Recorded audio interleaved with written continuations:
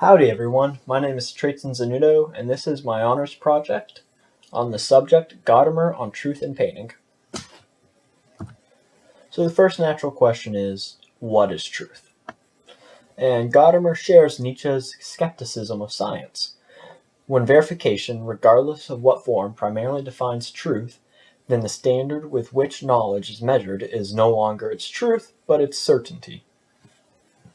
And so, what Gadamer means by this is that truth is a product of judgment, where, in Gadamer's opinion, science is derived from logos.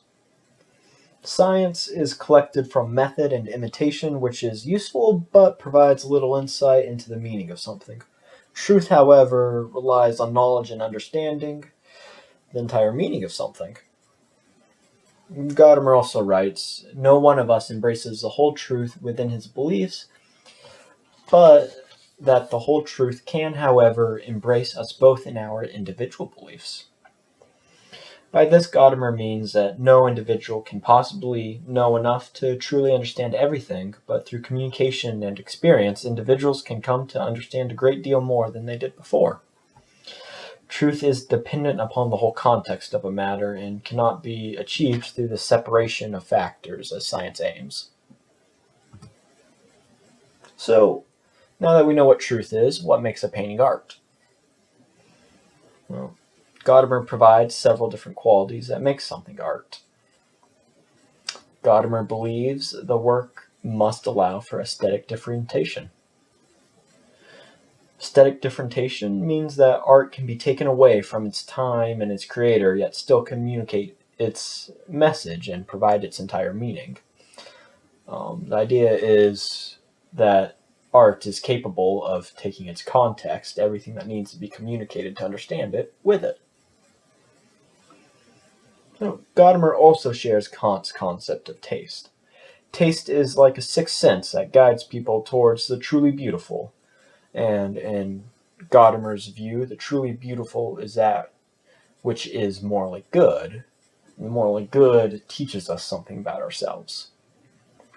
Gadamer also supports Kant's doctrine of the ideal of beauty, stating the important consequence of this doctrine will prove to be that something must be more than merely tastefully pleasant in order to please as a work of art. And here Gadamer means art must be more than pleasing, it must be moral in the sense that it tells us about ourselves, it teaches us. So why is truth in art important? Well, first of all, Gadamer shares Hegel's concept of art as a form of absolute spirit. And absolute spirit is a quality of self-knowledge in which everything needed to understand the meaning of a work exists between the work and its current beholder. On the relationship between a work and its beholder, Gadamer writes, art and its expressive power cannot be restricted to its original historical horizon, in which the beholder was actually a contemporary. By this statement, Gadamer intends to say that art's full meaning is beyond its creator and is defined by the experience of its beholders.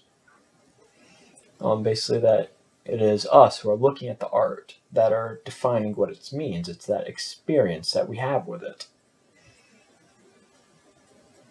In regards to this experience, Gadamer writes, the work of art says something to us, and that it thus belongs to the matrix of things we have to understand. So according to Gadamer, art undeniably says something that is of significant importance to us. And it's important we try to understand what it is saying.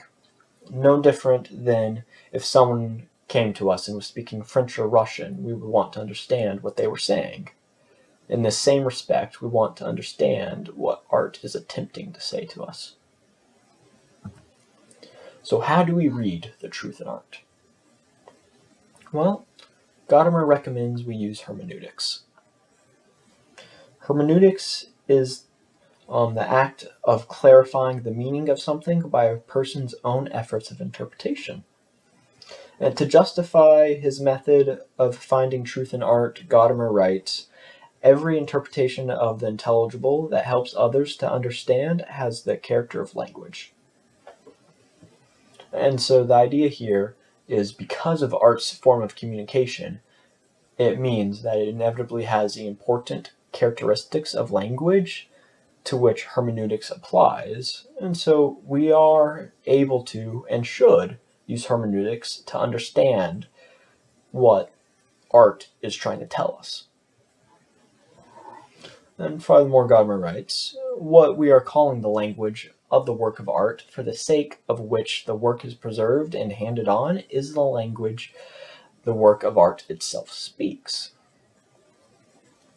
And so the idea here is that this language that art is speaking is the reason we want to preserve it. This thing that we're trying to understand should be saved for future generations. This is why we put art in museums and the such. So what is the truth in art? Well, Gadamer writes, "As an encounter with the authentic, as a familiarity that includes surprise, the experience of art is experience in a real sense, and must master ever anew the task that experience involves."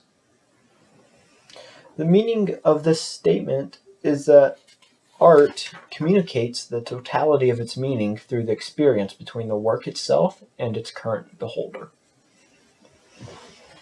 And the task that is involved is the beholder's subsequent responsibility to interpret the message and incorporate the new knowledge into their individual view of both the world and themselves.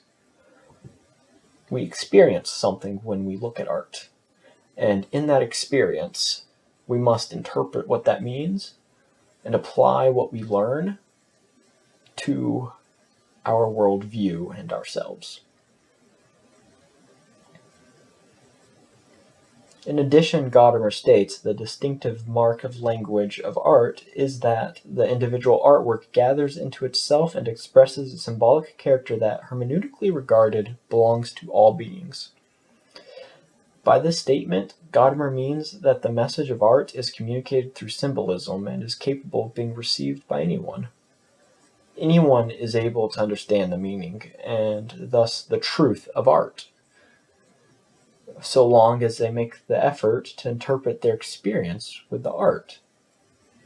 Any person can use hermeneutics to understand what they're experiencing when they look at a piece of art, and can use this understanding to apply it to their own lives.